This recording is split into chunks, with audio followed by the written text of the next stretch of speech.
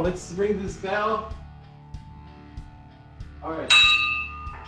So, welcome to the Rotary Club of El Paso. There's a lot of news to share, a lot of fun stuff, a lot of interesting stuff, a lot of great stuff coming in the future.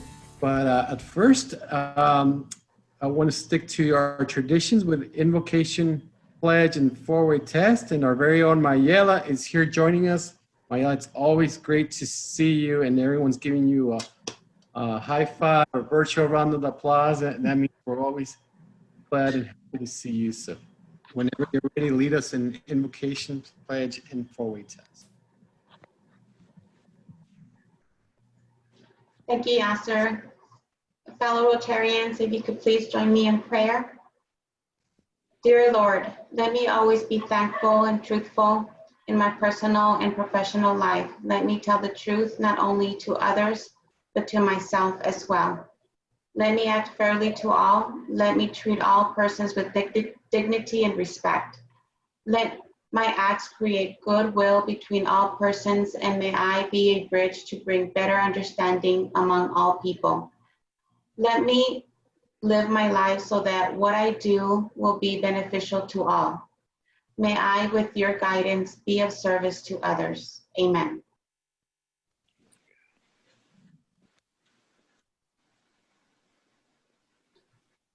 Now our Pledge of Allegiance. I pledge allegiance to the flag of the United States of America and to the republic for which it stands, one nation, under God, indivisible, with liberty and justice for all.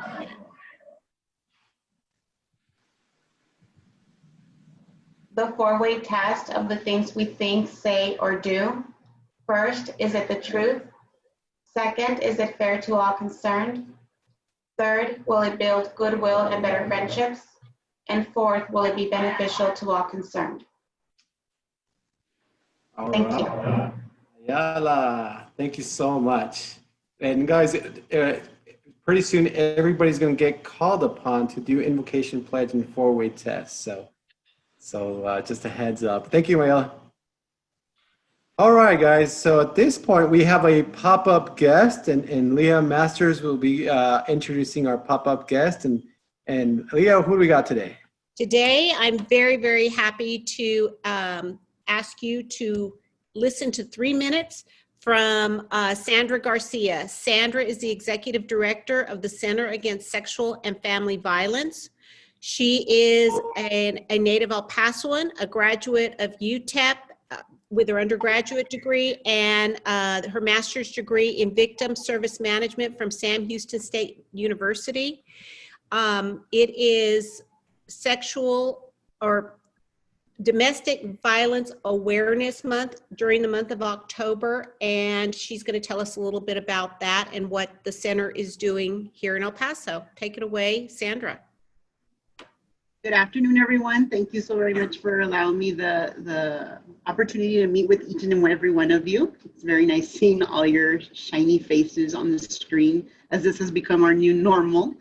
So as Ms. Leah has mentioned, October is Domestic Violence Awareness Month. And so during the pandemic, you might have seen some news stories that we had been putting out in terms of the sheltering in place and how that was affecting a lot of our victims in terms of normally we were all thinking that we were safe in our homes and that's a safe place for us to be when dealing with the pandemic. But for our survivors, that's actually not the safest place for them to be.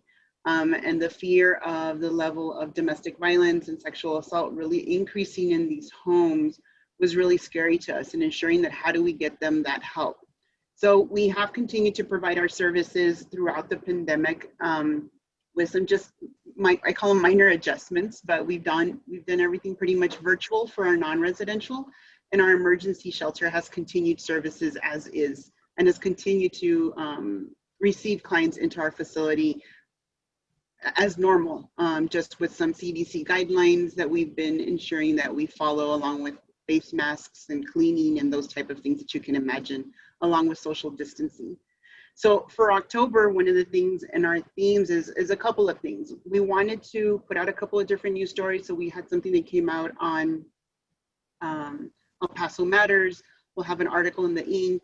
We're going to have one in El Paso Times just talking about what we're seeing with our families in terms of the rise of domestic violence and what we've actually seen here locally in El Paso. Our numbers have increased by 30% even just in shelter and about 40% in our hotline. And so we've also wanted to introduce or provide the community with a couple of opportunities for some presentations on October 12th and 13th. We're doing some virtual domestic violence presentations, kind of informative, to get to know kind of our services, what people are dealing with, and individuals that you may know and have contact with. So kind of just to be able to do a one-on-one with those individuals in our community. You can find this information on our website or our Instagram or Facebook. We try to do everything and anything to try to fit everyone's needs. We're also getting ready with Early Giving Day. It starts today because we are participants in Giving El Paso. So obviously on October 15th, any donations that come in for the first 10,000 will be matched at 100% until they reach the $10,000 match, until that money goes away, right? So depending who matches first, if you will, it's going to be a day at the races, if you will. The one important thing I think this year in terms of bringing out awareness and also participating in El Paso Giving Day is the fact that because of COVID-19, obviously, like so many other nonprofits, fundraising events have been null and void, right? It's not safe to do them. There's no way we can do them, yet services have continued as normal. So we're really emphasizing and trying to get our board and our community to really rally and try to support domestic violence in particular, but just because of the individuals that we know that are facing some really difficult times right now. And then lastly, we're doing, it's called Go Purple Day. So October 22nd is Go Purple Day. And so what we've talked about is we have this theme that you can see on our website at casfp.org, where we're talking about how we've always talked about victims isolation. And it's hard to people to understand that, right? Like, what does that mean? Yeah, sometimes I feel lonely, but it's not the same. So unfortunately, because of this pandemic, I think we can all have a really good sense of what isolation feels like.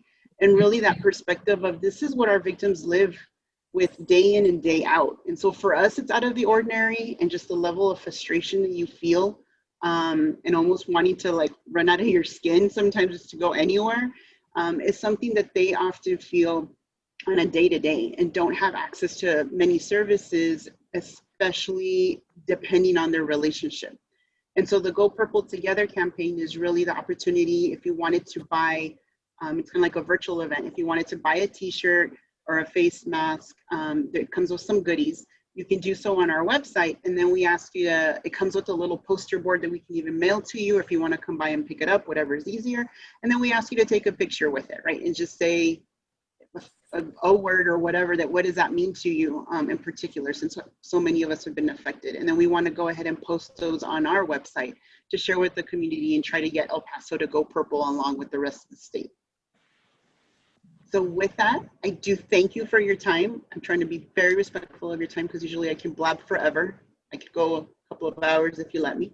But if you have any questions, please don't hesitate to reach out either to myself or to Leah, and she can connect you with me if you have anything that I could help you with.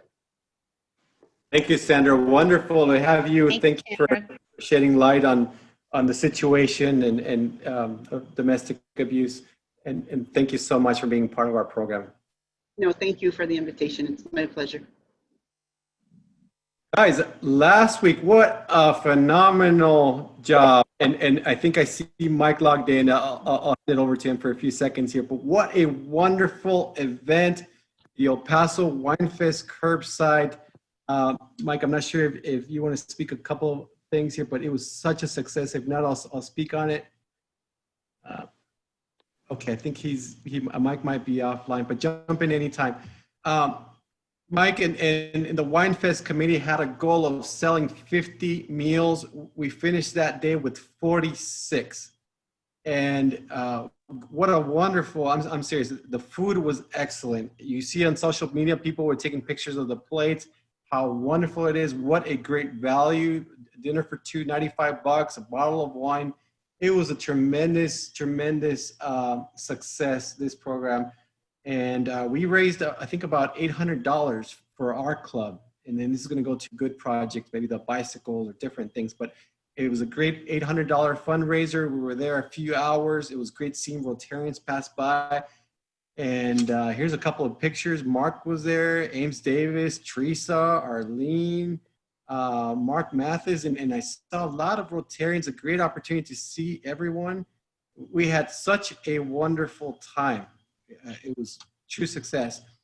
I do have a story to tell, and I don't know if Bill Hicks is here, and I got a story to share with you guys here.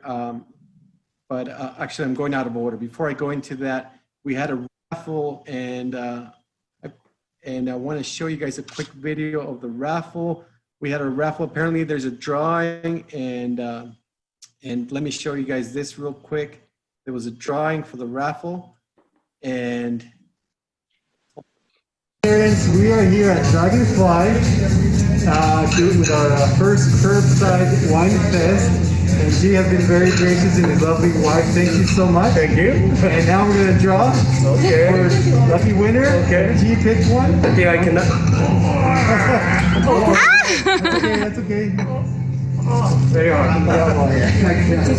And if you can tell us what the number is. 15. 15, lucky 15. And do we know who number 15 is? Corp number 15? No, actually it's on my. No. So we don't know who, at that time, we didn't know who number 15, so we wanted to build up some momentum, and Arlene, you could tell us who number 15 was, and this person might be logged in here.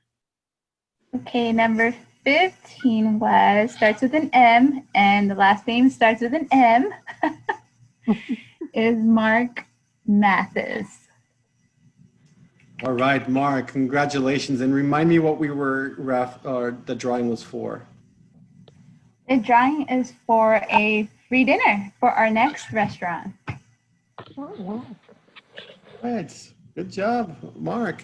Hey, I see Mike, you're logged back in, and we have a few seconds if you have a couple of comments on the event before I tell the story of something interesting related to Dragonfly. And you're on mute, so there you go. No, I'm not. Hey, everybody. Yeah, it was a great turnout. I heard G was very happy. Just the overall impact. He's actually changed his menu. He's going to reopen for lunch, and because of the idea of doing the bento box, he's going to be doing bento box specials, which will be Korean-based or Thai-based. So it's not all sushi. It's going to be more like grilled chicken and stuff like that. You might want to check it out if you're on the west side.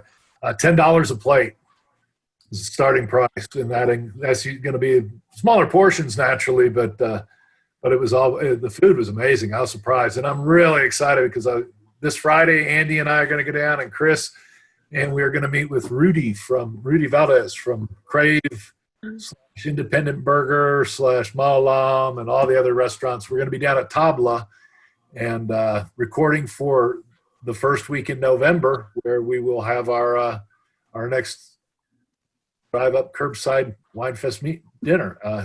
Should be right about $90. It's going to be grilled salmon, some roasted cauliflower.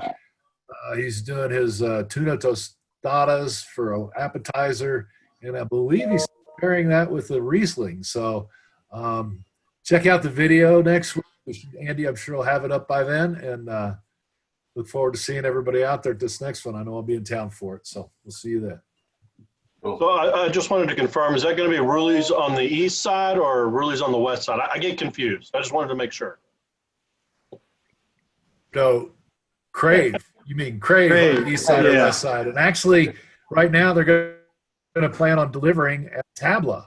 They actually own the building at Tabla, and he's got the independent kitchen down there. And if people haven't heard about these kitchens that people are using, we're opening them up to different restaurants, catering services, and things like that. So if you want to do an event, it's opened up Tabla. If we want to do a meeting or anything down there, you can comfortably sit 60 people spaced out with the right amount of space. And that's what they're basically going to do this. So figure out the logistics Friday when we're down there videoing. But So Mike and Bill, this is a great opportunity to share the story from last week. I wasn't too sure how true this story is, but from Bill's confusion of location of the future event. I think there's some truth on this story. So last week we were at Dragonfly, and all of a sudden we're looking around. Each of us has our plate to go. This is towards the end of the shift. We each have our bags. There's an extra bag sitting on the table, and we ask, whose bag is that? It turns out it's Bill Hicks. This is late at 7 p.m. towards the end of this. And we said, you know, being Rotarians, we call Bill, and hey, Bill, where are you? We got your order here. It's like, well, Bill's apparently went to the wrong Dragonfly. And this hasn't gone through fact check, but apparently Is that his tattoo that we're looking at that he just got? Well, this is where the story. GPS. I just followed the GPS. I don't know where.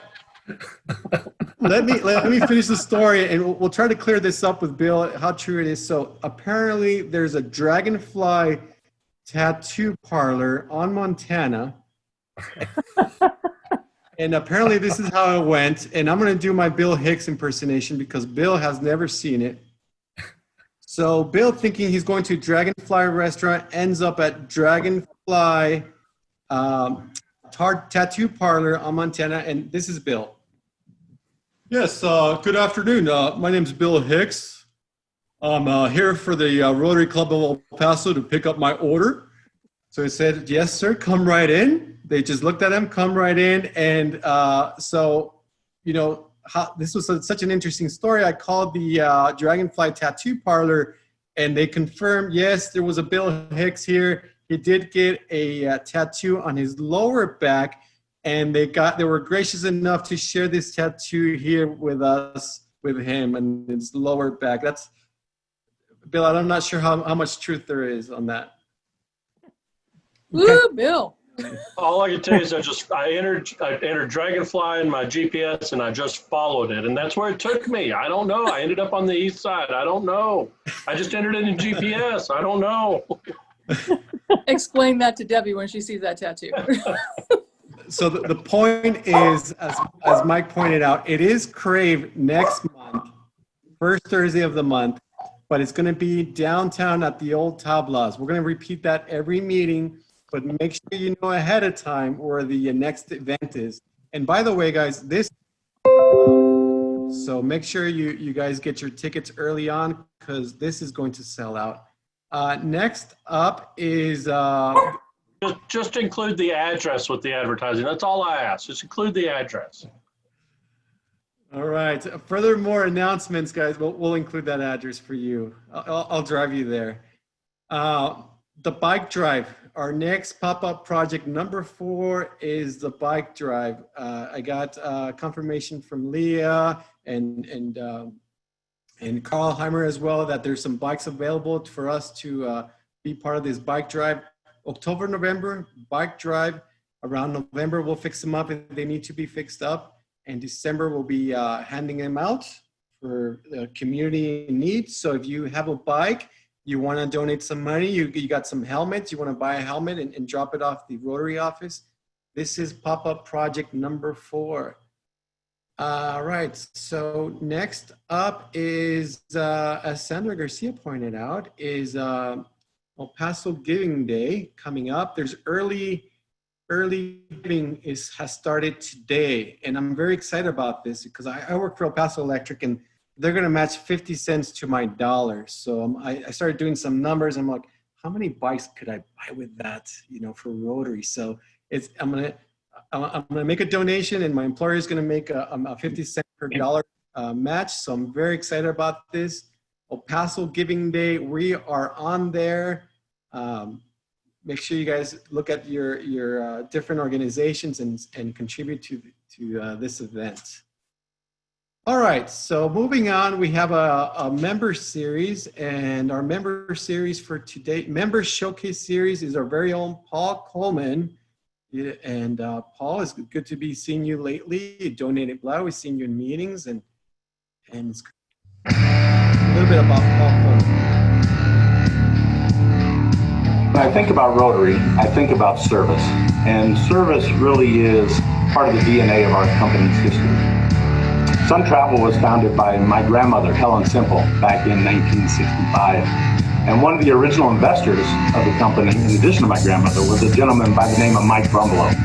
Many of you may remember Mike. He was the head football coach at what was then Texas Western back in the late 1950s. Went on to become the athletic director in the early 60s. And when Mike retired, he recognized the need for local businesses in our community to support the university, so that as the university grew and prospered, those local businesses would have an opportunity to grow and prosper right along with it.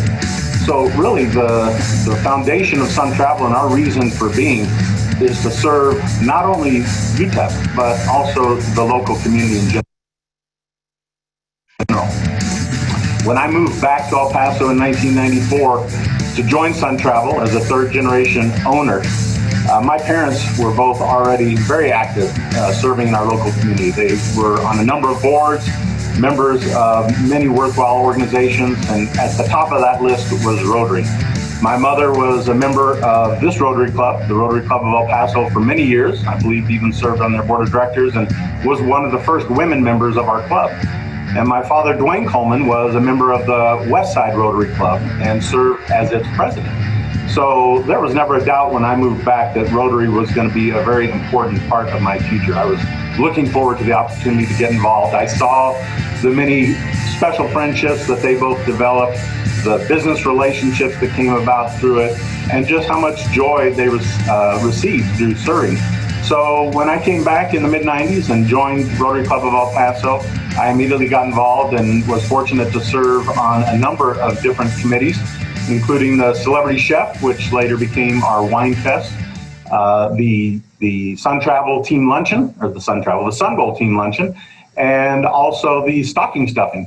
And so, you know, to be a part of something and to be able to raise funds and raise awareness for so many worthwhile causes that Rotary is a part of, both worldwide with things like polio eradication and domestically and here locally with the Rotaract Center, is just so fulfilling to us. And, you know, I've even been very fortunate that our kids have been exposed to Rotary. All three of our children were blessed to be able to attend RILA camp during their time here in El Paso, growing up in high school. So I think you could truly say that our family is a Rotary family.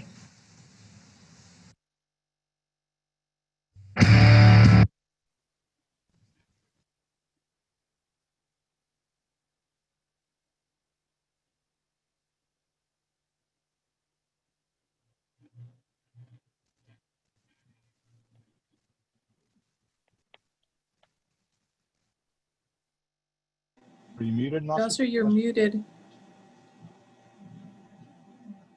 All right, thank you. How's that, better? All right, guys, thank you, Paul. If you guys are planning some traveling next year, you know, hit up Paul Coleman at Sun Travel. I'm gonna be at Podium Finish Cafe next Wednesday at 7 a.m. A couple of us are gonna be there. Just wanna grab some coffee, hang out. I miss you guys. We'll play it safe, social distance and all that stuff. So Wednesdays is just hanging out, having coffee. Wednesday at 7 a.m. Get your day started. Nothing specific on the agenda. Just miss you guys, miss each other. And anybody that wants to show up, you're welcome to show up. Podium Finish Cafe next Wednesday, 7 a.m. Grab some coffee. So that's in the agenda. So at this point, I want to hand it over to our very own Mark Mathis, who I'm not sure if he's driving or what is going on over here, but Mark Mathis. No, I'm pulled over. It's safe. Yeah, I'm in a parking lot under some shade, so yeah, no problem. We do what we have to do. Well, welcome Rotarians and guests. Great to see you. It's great to have our speaker today, which is Kristi Albers, and she's the executive director of the First Tee of Greater El Paso. Kristi was involved in launching that program here in El Paso in 2008, and she worked in every position and mastered it before becoming the exec. We're going to hear a lot about the program, and you know, I'll ask Kristi to go into the mission, the history, all of that. I will say that, you know, this is a wonderful program. Golf is a very humbling sport, and it's built on fair and friendly competition, and really builds character. I know as a youth growing up playing with my dad, you know, it teaches you so many values that you use throughout your life. So it's a wonderful program. So prior to the First Tee program, Kristi was a professional golfer. She toured on the LPGA for 21 years, was actually a winner of the Sprint Classic, ka-ching, for that top winner's money, placed in the top 10 in 3 majors. So that's very impressive. She was an All-American at UNM, the University of New Mexico, and she's married to Fred Albers, lucky guy. He is an analyst on SiriusXM for the PGA Tour. I listen to him a lot. She has a son, Austin, who actually caddied for Kristi at the U.S. Women's Open. That was a lot of fun. What an experience. She currently coaches the Cathedral High School golf team, and she's a fellow Rotarian and a 9-year member of Rotary Club of West El Paso. So great to have you here, Kristi. Look forward to your remarks. Thank you. That was quite the introduction. All right, can you guys see my screen? Uh-oh, I think I just left everybody. What did I do? You're okay. We're with you. The share screen. Share screen. Desktop. Share. We're here? Not sure. Okay. Here.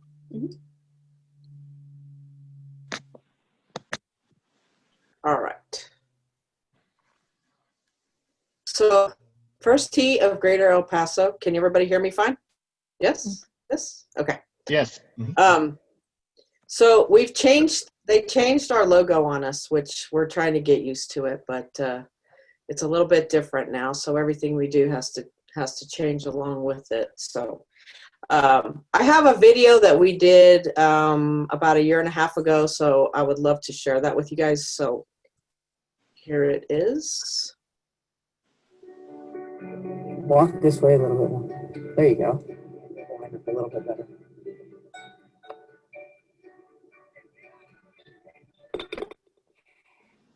First Tee is important because it teaches kids life skills and core values through golf.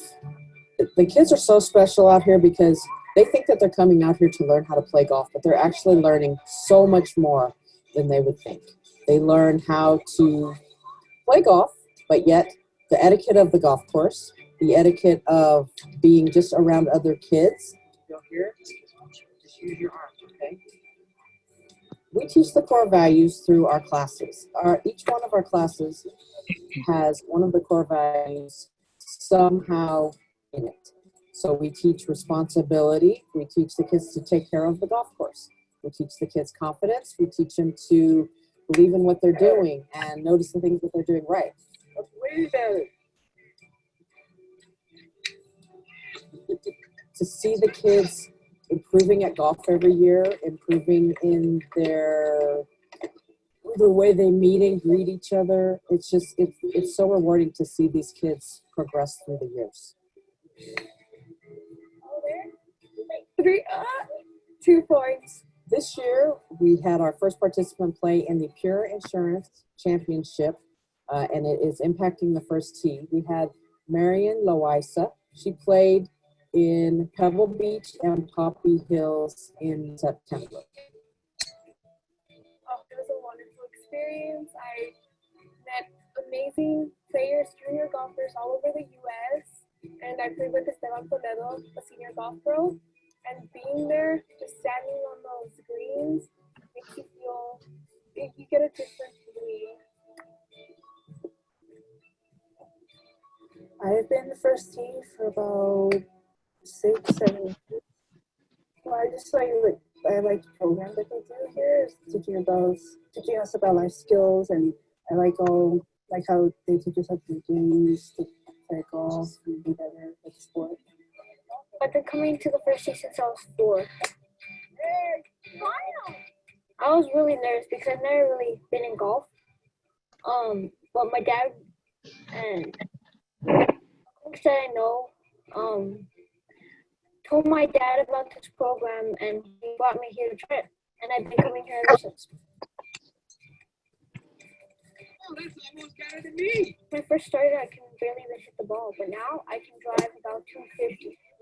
to me, the core values mean like how you're supposed to be in golf, how you're supposed to respect other players, how you're supposed to respect yourself, and like learn how to play this game correctly. 1, 2, 3. And it's been a wonderful experience.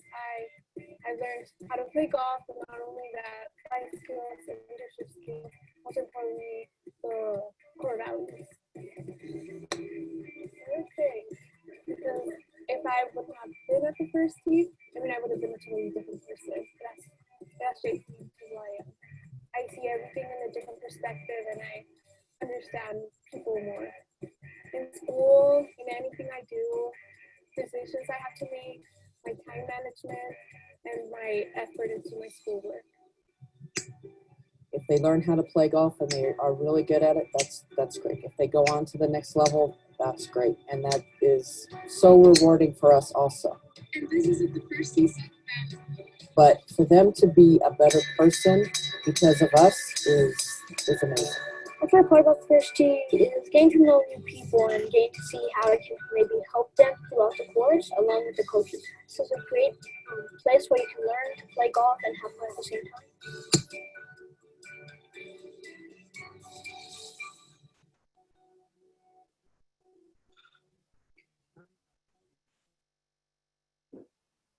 Oh, I love that video. It gives me chills every time I see it. So this is our mission is to impact the lives of young people in the greater El Paso area by providing educational programs that build character. You're going to hear the word character quite a bit. Instill life-enhancing values and promote healthy choices through the game of golf. So basically, what we want to do is teach the kids how to be good people, and if they do learn how to be good golfers, that's a huge plus for us. So we seamlessly integrate the game of golf with life skills, and we create active learning experiences that build inner strength, self-confidence, and resilience that's carried to everything that they do. So we teach them golf, but we teach them our core values and life skills that are all integrated together. I'll go into that a little bit more. So we have kids of all ages. So it's about strengthening what you do and what you bring to everything you do, including golf. That's my son on the left, on your left, by the way. Our purpose is to enable kids to build a strength of character that empowers them through a lifetime of new challenges, which is now, definitely, we have new challenges in our life. So we are at the Escarote Golf Course, and this is our 12th year here at the golf course.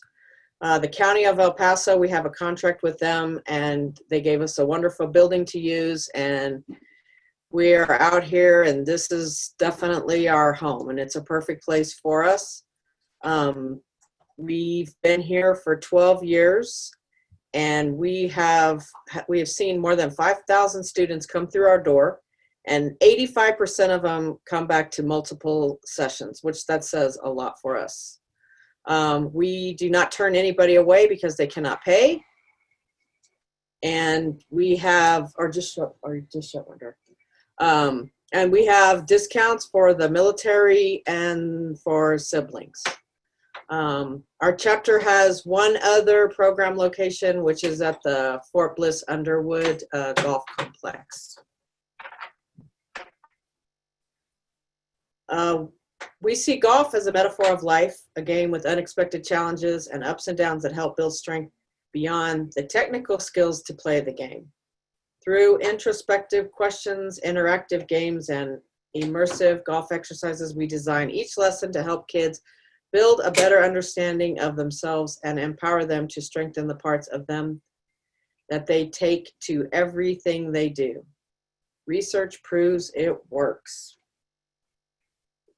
So one big thing that we do is we go by this code of conduct. It is in all of our books that we hand out to the kids. So we want them to have respect for themselves, respect for others, and respect for their surroundings. So this is one thing that, and then we have the players sign it in each one of our books that we give them. So if you guys, I don't know if you want to read that, or it's very good. It's kind of what we go by, and so we don't let the kids get away with acting badly, or we have to have them respect themselves, each other, and definitely our surroundings. So our first T are 9 core values. These are the bread and butter of our program: responsibility, respect, courtesy, integrity, sportsmanship, judgment, confidence, perseverance, and honesty. Our core values in every class that we have, our core values are in the class. So the first day is respect. So we want them to have respect for each other, respect for our golf course, respect for their golf clubs, just respect for everything. And then we go into how can they have respect usually at school, how can we have respect at home, and we just take it as far as we can. Our classes, every single class has at least one core value in it. And then we also have our 9 healthy habits. And along with the core value, we'll have a healthy habit. Usually the physical ones are the ones that we have first. The energy, safety, and play.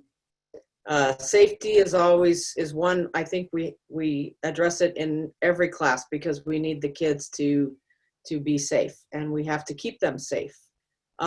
Emotional, vision, mind, family, and then social is friends, school, community, which is a little bit difficult right now to have friends and school and your community. So we have to address that because of the virus that's going around. But we're trying to find different ways for them to be together. And we're very lucky too, because golf is one of the few things that kids can do right now. So we are very lucky that we can have our classes and play golf. So if this screen is this slide is our ages of the kids that we have. You can see that most of them are 7 and 8 years old, which is about when the kids come to start our program.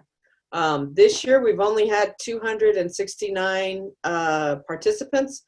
And that's one-time participants. So we have probably had, I think it's over 1,000 because they keep signing up for multiple classes. So as you can see that when they get to be teenagers, that it kind of drops off.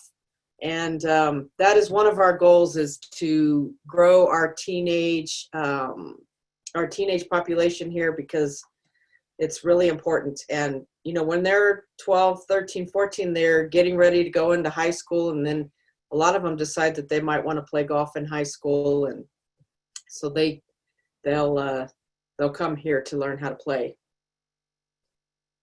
These are some of our coaches. As you can see, most of them are wearing masks. We had to do this all summer long. We all have to wear masks for every class all day long. Some facts about us. So this past summer, we were very proud that we had 10 weeks of summer camps. We started like the beginning of June, and we had 10 weeks of camps. Our classes were much, much smaller than they usually were. We had about 22 to 24 in each class. Usually we would have 40 or 50. So they were much, much smaller, just because we wanted our coaches to have a ratio of 3 to 1. Which that worked out very well. Our classes are offered for children ages 4 to 18. We used to start at 3.5, but right now we're not doing 3.5 because trying to ask a 3.5-year-old to keep a mask on is a little bit difficult. Our programming is year-round. Like I said earlier, sibling and military discounts are offered. financial aid or scholarships are available to those who need them. So like I have said, we do not turn anybody away because they can't pay. We have a Wee Ones class for ages 4 and 5-year-olds. We have a Purcell class for special needs kids. And it's not just kids, it's adults, and it's of all ages. And recently we were able to get a grant from the Jordan Spieth Foundation. And so that class, our Purcell class currently is free. So we're trying to grow that to where we can at least have 1, maybe 2 classes, because that is one of the most special classes that we have, to see these kids come and they can hit balls and we take them out on the golf course. And so that's a special class to all of us. So, and for us to be able to do it for free is great. We have homeschool classes for those who are homeschooled 1 day a week. And we average 400 one-time students a year, not this year, but usually that's about what our average is. And about 1,700 registrations, 85% attend multiple sessions. And we have 2 full-time staff members and 15 part-time coaches. And then volunteers are always, always, always needed. So how do we get through the First Tee program? What is it all about? So they progress through levels by demonstrating inner strength, character, and the life and golf skills they have learned. Most of the participants will start at the player level. Unless they're the 4 and 5-year-olds, they start at the player level. But the 4 and 5-year-olds can start at this, it's called the target level. So it's the very, very, very basic. And so it's just an introduction to the First Tee experience. And when you're as little as these little kids are, just any of these just to aim at something, just so that they know that they all can play, have respect, golf is a game, enjoy yourself, and then try it. So this class, our Wee Ones class, it fills up every single session that we have. It fills up. I guess there aren't a lot of things for 4 and 5-year-olds to do. Whoops. Then we're going to go, our player minimum age is 6 years old. And so a lot of them are beginners to this. And you have to come to this class if you're new to our First Tee program, just so we can introduce them to our life skills and our core values. So this is what they'll learn. So the first day, on the bottom it says welcome on the left side, welcome and showing respect. So we want them to learn respect towards, again, themselves, each other, and then the golf course, and then courtesy towards others, responsibility for the course, honesty. So all our core values, this is what each one of our classes is around. So what they'll learn, distance, how to hit the ball, far, medium, short, when needed. These are just things that, that we have activities with. Targets, what do they look like? How to find your target. So this is the very basic entry level to our program. We go over a lot of rules and definitely etiquette on the golf course. And we go through etiquette off the golf course. How do we handle ourselves at school? How do we handle ourselves at home? So what rules and manners do you need to know to start playing golf? Every day we go through something with that. Then from the player level, then we go to the par level, which focuses on interpersonal and self-management skills on and off the golf course. You could ask her to stop.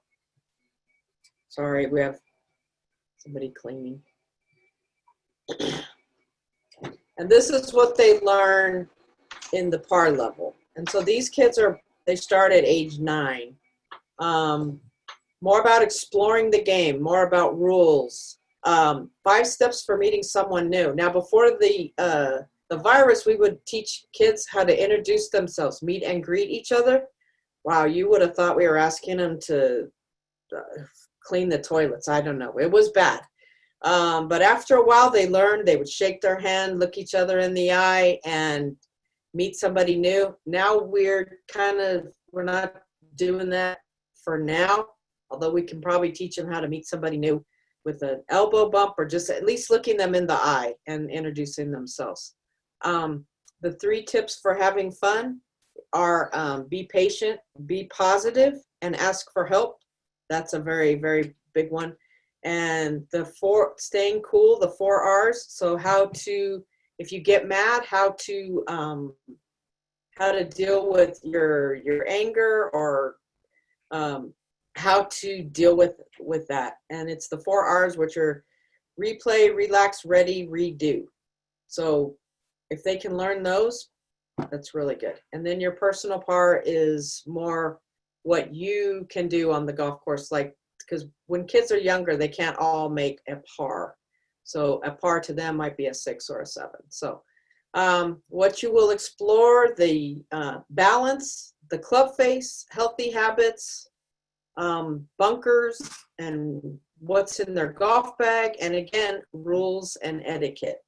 So we have, right now we have about 18 kids in our par level.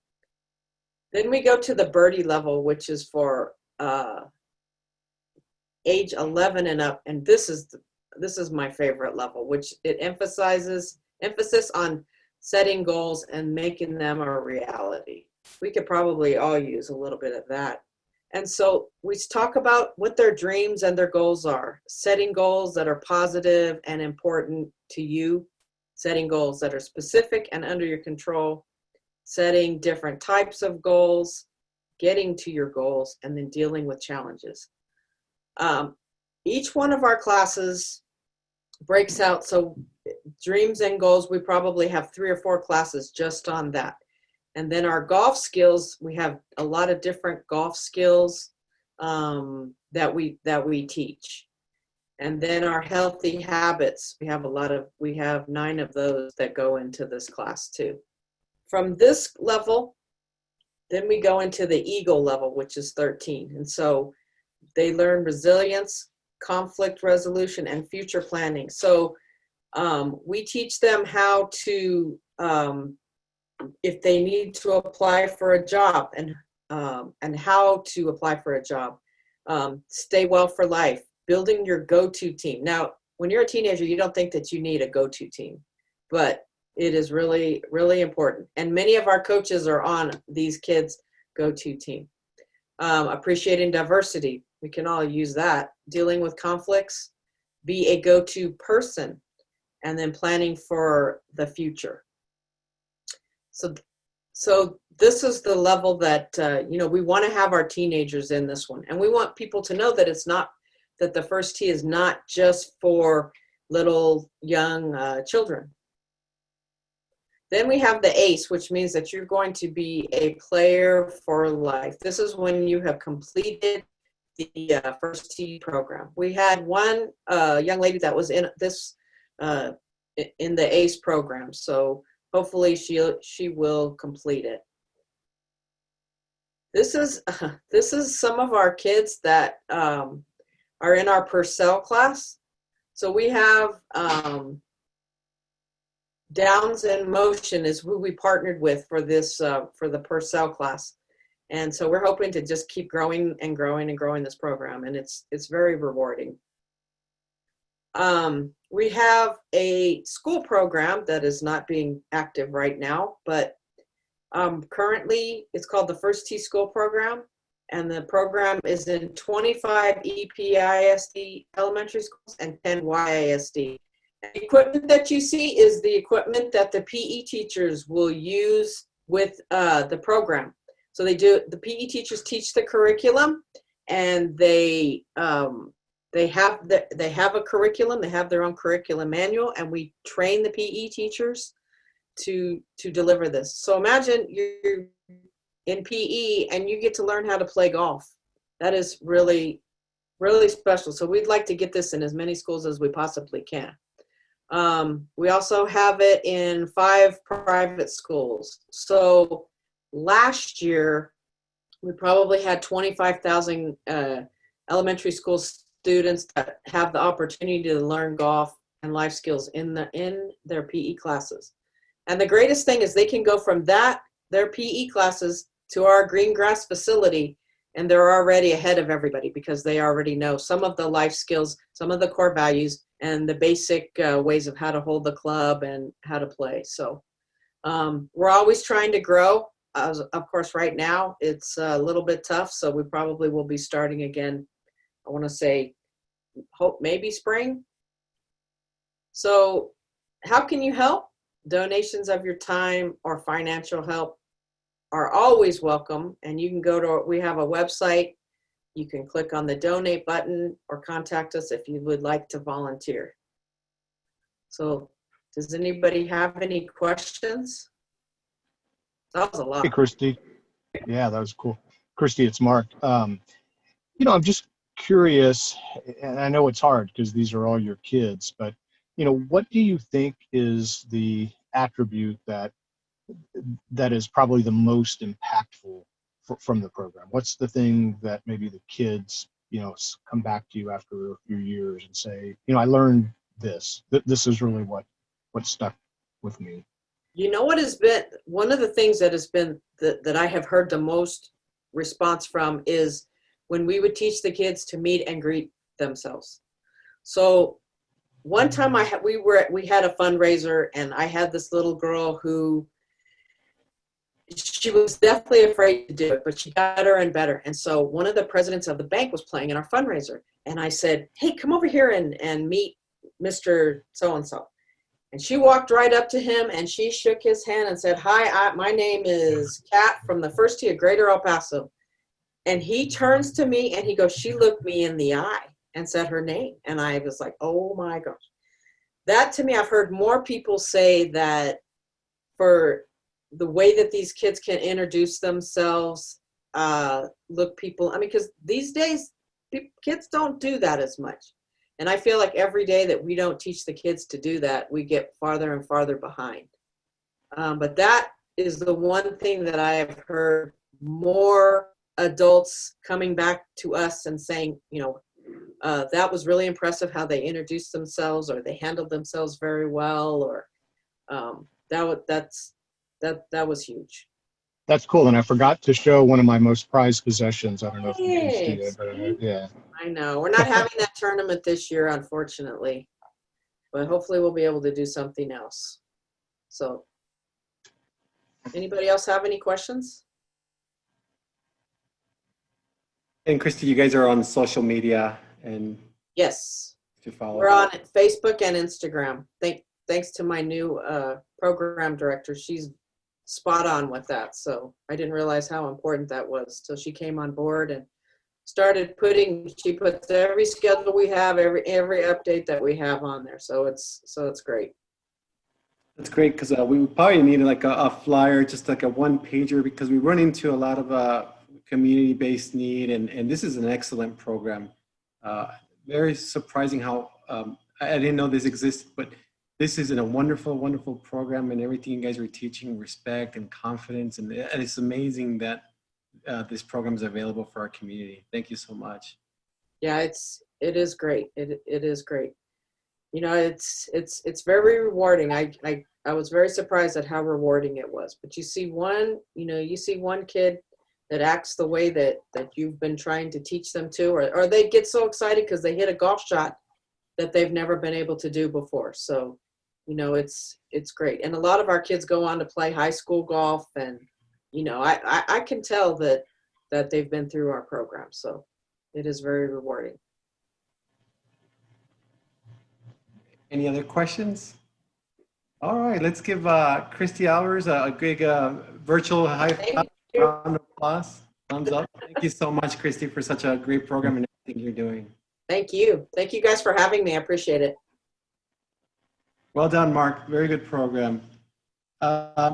Excellent program, guys. If you guys know somebody that could make use of this program or donate some money for this great cause, hit up Kristi Albers for that. I want to give a shout out to a couple of folks, our kids, to our Rotary group, Brian and I and his team. And Brian, by the way, Arlene on behalf of the Rotary Club of El Paso, has put like some giveaways for you guys. We have some shirts and some different giveaways. I'll get with you that you could share to your club. Just want to give you some Rotary branding and stuff like that we had around the office and you guys could benefit from. And everybody, feel free to unmute yourself because Carl Russell is on today's meeting and he's quietly, thinking we don't see him. But Carl Russell, we see you and it's so great to have you. Yay, Carl. Hey, Carl. Hey, Carl. Good to have you, Welcome Carl. back, Carl. Hey, Jimmy, nice to see you woke up. Yeah, All right. And guys, remember coffee next Wednesday for some of you guys that missed kind of in-person interaction. Remember, Carl, I hope to see you there Wednesday, 7 a.m. next week. Jimmy, 7 a.m. at Podium. Just hang out for some coffee. Nothing specific on the agenda. Just way to hang out, maybe brainstorm some ideas. But anyway, great program today. Next week, we have our very own governor from our district, Sunny Kellerman, will be joining us. That's next week. And Arlene, I'm not sure we're going to have the boots delivered to her on time. But everyone, Sunny Kellerman will be our program for next week. And some great things happening in Rotary. So thank you all. Great program. So good to see everyone. We have a lot of activities coming up. So keep an eye on that. Everyone have a great week and meeting adjourned. Remember, Rotary opens opportunities. Yep. Thank you, Kristi. Good program. Good stuff, Kristi. You're making a big difference.